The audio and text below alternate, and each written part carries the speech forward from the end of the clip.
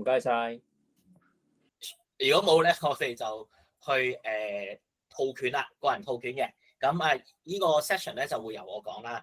咁首先咧，我哋今日會講我哋嘅個形式打法啦。我哋係用咩裝備啦？我哋會重溫翻邊啲係扣0.2分啦，邊啲係0分啦。我哋會重溫翻咩叫 deviation 啦、variation 啦。咁我哋會講一講咧。如果見到0分嗰陣時咧，要做啲咩？咁我哋咧就會有啲0分嘅 case 會去重溫嘅。咁最後咧就有啲同學仔嘅套拳嘅示範。咁我哋咧就一陣間咧就喺心目中度計分。OK。咁首先啦，我哋嘅打法，我哋個今次個比賽咧係進行淘汰制嘅。咁係2個選手同一時間打套拳。贏咗噶啦，就晉級啦，就好似途中咁啦。譬如阿龍打阿泰王咁啊，阿 Ken 打阿軍佬咁啊，阿龍贏咗，咁阿 Ken 嗰邊贏咗，咁啊再咁兩邊咧就上去線，咁啊最後阿龍贏咗啦。OK， 跟住咧，我哋今次咧係由於冇電子計分器嘅，我哋咧就會用呢個步行器，撳一下咧佢就會顯示1嘅。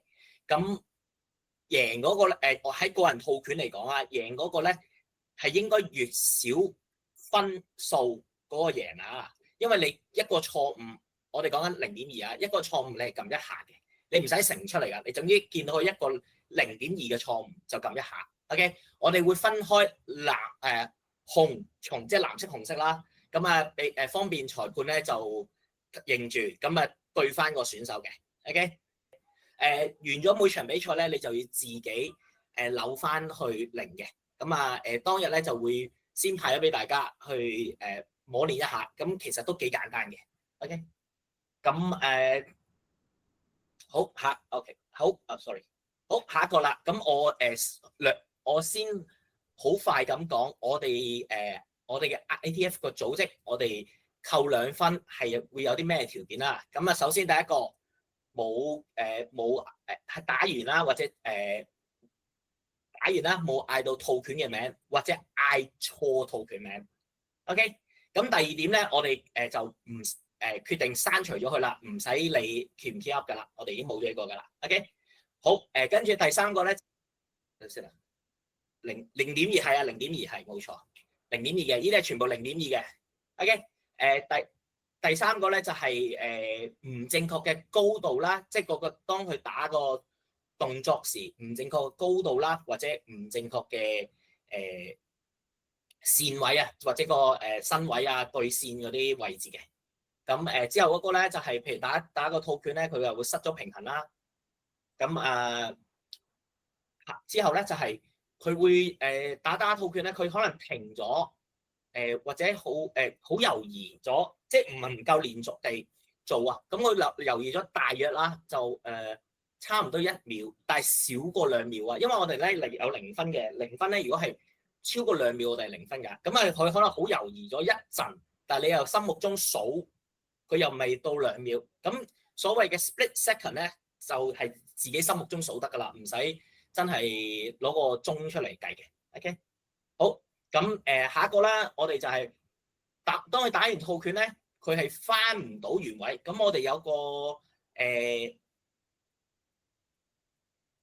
有個寬限嘅。咁咧，如果佢係翻唔到去開始個原位，大約啦一個膊頭倒嘅範圍咧，先要扣0.2分嘅。大約佢開始個套拳一個膊頭以外先扣啊！如果仲喺一個膊頭以內，見佢歪咗少少咧，咁呢個都唔需要扣呢個0.2嘅。OK， 跟住啦就係冇力啦，或者係用力嘅方式，或者係嗰個唔啱嘅。OK， 好下一個啦，就係打完套拳收錯腳啊！跟住咧下一個咧，我哋而家決定咗踏出個ring 咧，唔使扣分嘅，唔使扣，所以唔使你踏出去嗰個啊。OK， 好之後就係唔正確嘅，可能講緊踢完腳啦，落地 landing 嗰隻腳擺嘅位置啦，轉身啦，sport turning 啊，或者做 shifting 啊，sliding 嗰個距離啊，嗰啲或者嗰個距離唔啱啦，或者佢踢完腳，或者佢有啲動作係需要做某些特步嘅，佢哋做錯咗啦。但係我哋都係一陣間再會提點一下嘅，先略記住呢樣先。OK， 好唔正確嘅OK 等等啦。OK， 我 Carlos just let me finish it。唔正確嘅呼吸啦，譬如講緊係 fast motion 啊、continuous motion 啊、collective motion 嗰啲嘅呼吸，如果唔正確咧，都要扣分嘅。好唔正確嘅準備動作啦，或者去做嗰個動作嗰陣時，嗰個準備嘅動作姿勢唔啱啦，可能引手啊，講緊唔正確嘅 sine wave 啦，嗰個節奏啦，咁依樣個節奏係講緊啊每一個動作與每一個動作之間個節奏啱唔啱嘅。好唔正確嘅馬步啦，咁好唔正確嘅 motion 啦，譬如我哋係得嗰幾個嘅啫，continuous 啊、connecting 啊、slow 啊、fast 啊、nature 嗰啲唔正確嘅喺個套拳，當佢要求咁，但係佢可能打咗另外一個啦。OK attacking 或者 defend 用錯咗個工具啦，即係或者係可能係明明打拳佢做咗 block 一個，咁咧依點又係暫時 hold 先，一陣間咧再會仔細講嘅。OK， 好最後一個咧就係唔正確嘅 holding， 譬如啦或者收腳啦，好多時可能踢腳啦，有啲同學就想 hold 好耐，咁佢想去表現佢個平衡力啊，或者佢個踢腳嘅能力。咁喺我哋度咧就係如果喺個唔適當嘅時間咧，即係如果太長咧，其實都唔係一個正確嘅。咁我哋咧所有嘢咧都係根據翻有 definition 嘅。OK， 好咁好呢啲都係其中嘅例子嚟嘅。咁我想我講埋0分先，跟住我就會講翻頭先我話 save 咗嗰樣嘢啦。好咁我哋咧比較特別啲咧，我哋係會有0分嘅條件嘅。咁一旦符合咗以下某一個條件咧，就可以直接俾0分個選手。OK， 咁我哋第一個條件咧就係完全喺個套拳打下，佢停頓咗超過2秒嘅。咁亦都係啦，唔會話啊有個 timer 去計時，你睇得出佢可能真係停咗，都頗長時間。咁通常睇落去佢唔識咧，都唔會話喺個4秒5秒都會記得翻嘅。咁呢個都會幾明顯嘅。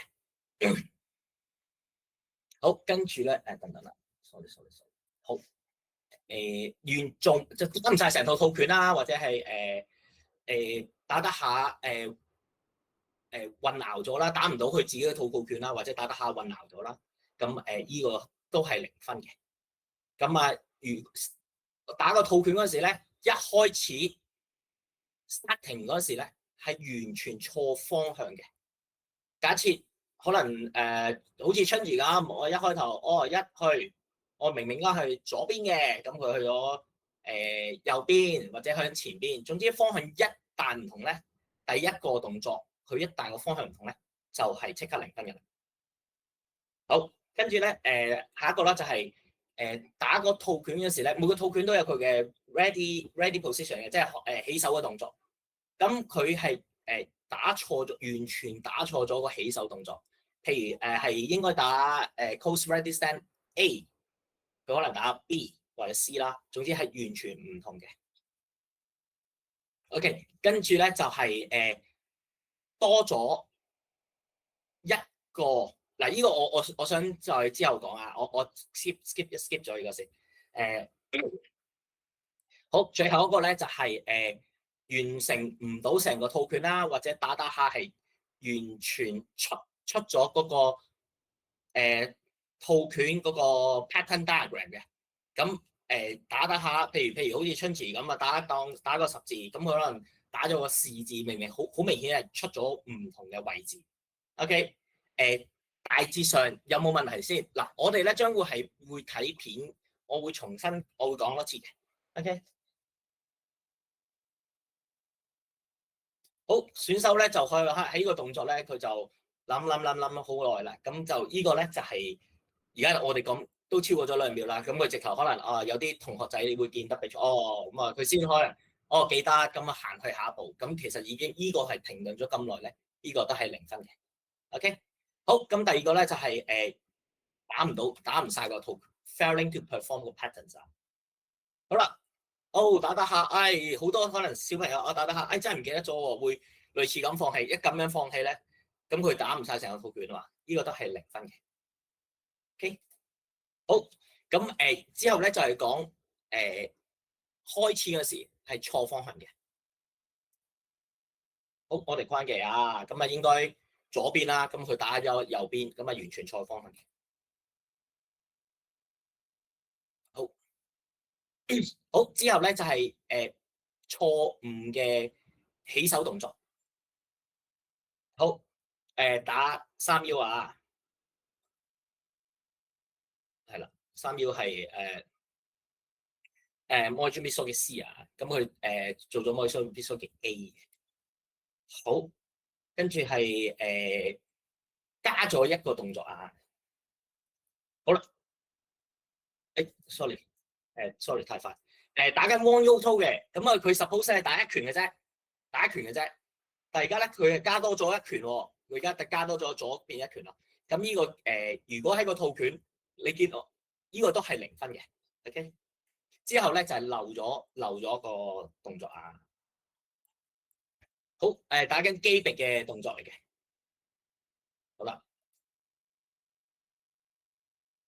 好啦，佢 suppose 咧係要打左手嘅 fingertips， 但係佢唔記得咗喎，咁佢就係打右手，咁佢係漏咗一個動作，咁呢個情況底下都係0分嘅。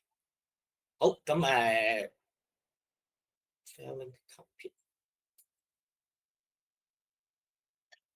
好啦，我哋打完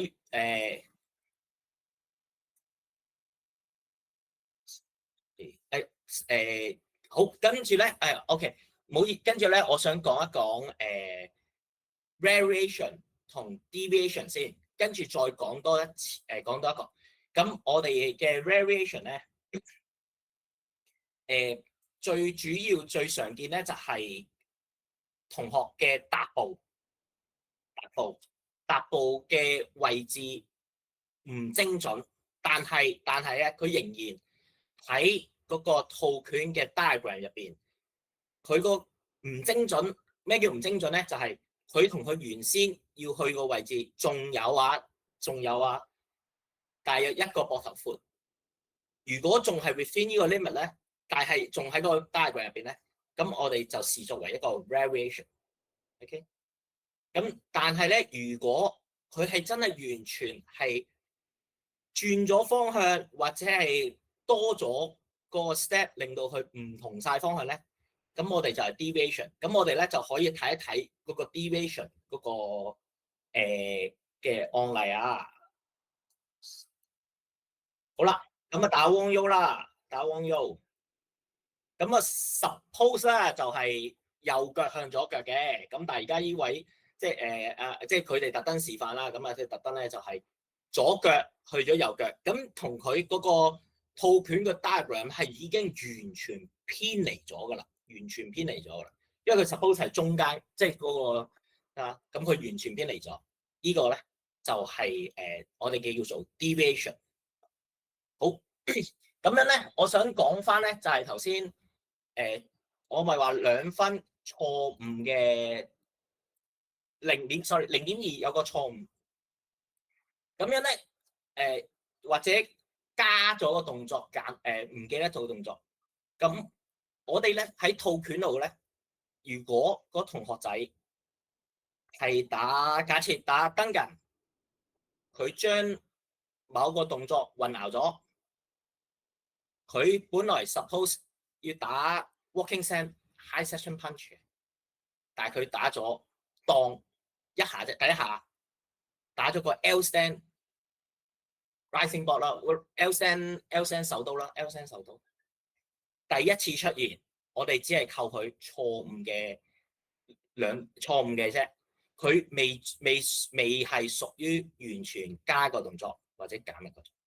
但係如果佢之後仍然係本來係 walking set up high session punch， 佢又打多個錯誤嘅動作，可能打咗個 rising ball， 咁呢個情況底下咧，我哋係需要0分嘅。好，咁如果0分同埋減0.2都冇問題咧，咁我去下一個 slide 啦。咁如果一旦出現0分咧， jury president 同埋 jury 咧，其實應該係即刻溝通。頭先見唔見到有同學仔0分？咁呢個有個好處咧，就係可能大家係本身見到嘅，但係去到最，因為我哋係撳步行器㗎，即係嗰個 can， 我哋撳唔翻啦，有機會唔記得咗。咁同埋咧，大家提醒翻 ，OK， 佢係有0分，咁因為佢係0分，基本上都唔輸，即係可以好快咁睇到個結果。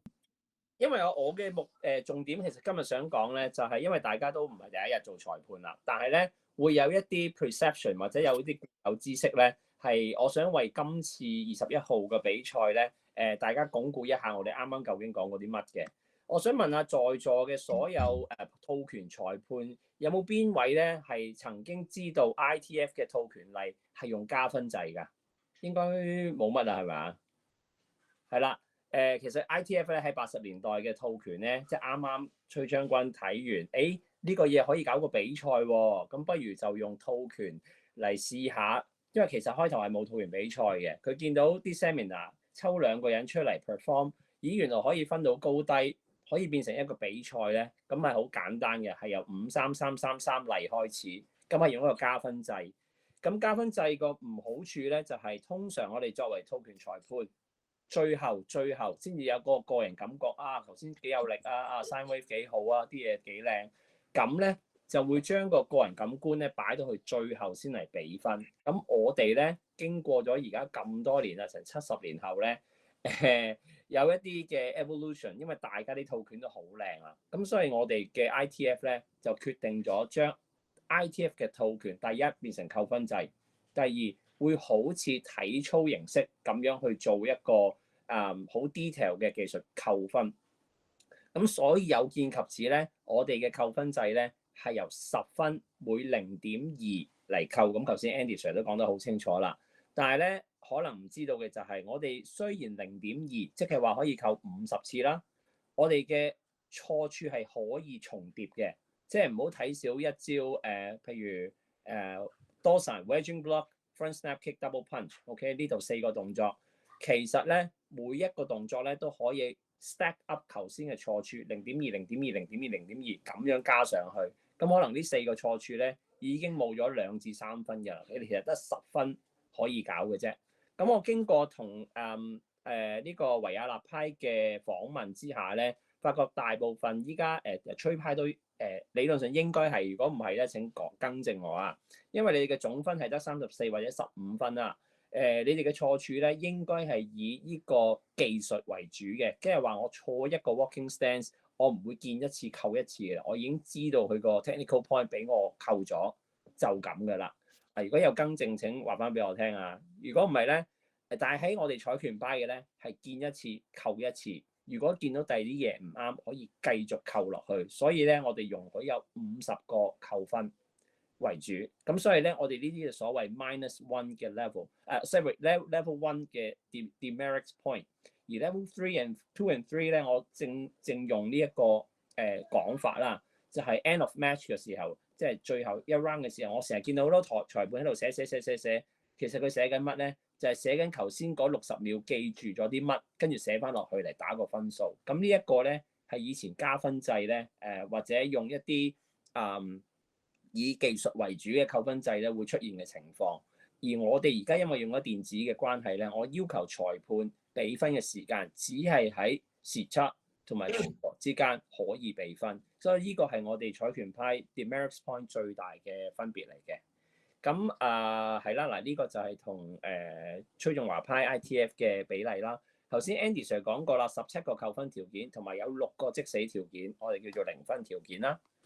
咁逐個條件我唔多講啦，不過咧ITF 彩權派獨有嘅零分條件咧，要留意翻就係嗰個 starting pattern with a different ready position。呢個我橫觀兩派 ITF 咧都冇呢個例，就算有呢個例咧，都只係扣技術分嘅啫。而我哋擺錯開始，當然完結都要一啱啦，就擺錯咗咧就零㗎啦。咁呢個我個人嚟講咧，覺得幾 critical 嘅，因為4年前喺我哋 ITF。呢個都不是零分條件嚟嘅，呢個係扣分條件嚟嘅啫。咁而家就變為零分條件啦。咁我頭先都提咗Carlos 啊或者Darren 啦。咁點解嗰個 starting pattern towards wrong direction 呢個都係彩權派寫到明係咁。我如果攆咗文字咧，其實崔派同埋維也納派都有呢個條件嘅。但係點解我哋特登要講開手嗰一步咧？有好多對稱套權。咩叫對稱套權咧？Pawn、GJ 或者 Ugo 呢啲都係，原來你坐喺裁判視角咧，佢左右搞亂咧，你好似覺得冇問題咁啊！咁呢個我哋身為裁判咧，要更加留意，我哋唔要自己打得叻之餘，我哋要自己望鏡都要要練好啲，因為咧你會覺得好似啱咁嘅。如果你淨係掛住自己練，你要坐喺裁判視角嚟睇呢啲拳。咁我就呢兩個 point 我想講一講關於我哋嘅DQ 條件啦。咁頭先補充一下 Andy Sir 嗰個 lost balance，losing balance 唔係淨止跳躍同埋落地跳落地，我哋過馬或者我哋嘅 bending stance 都係要睇 balance。咁我亦都即刻講到下一個叫做 lack of power 嘅條件，就係咧，如果你過分保護平衡，例如bending stance，例如 one leg stance。你企就企得好靚啦，定就定得好定啦，但係因為你為咗個定嗰個 guarding block 或者嗰個 twin out 冇力咧，嗰度記得要扣翻 power 分，因為喺我哋彩權派呢個0.2咧，千祈唔好吝嗇，係咁撳得㗎啦。OK，咁因為咧唔會一個招式得一個錯處嘅。咁好啦，頭先 Andy Sir 講過，我哋嘅 demerits point 裏邊有一個叫做 attacking or defending with a wrong techniques。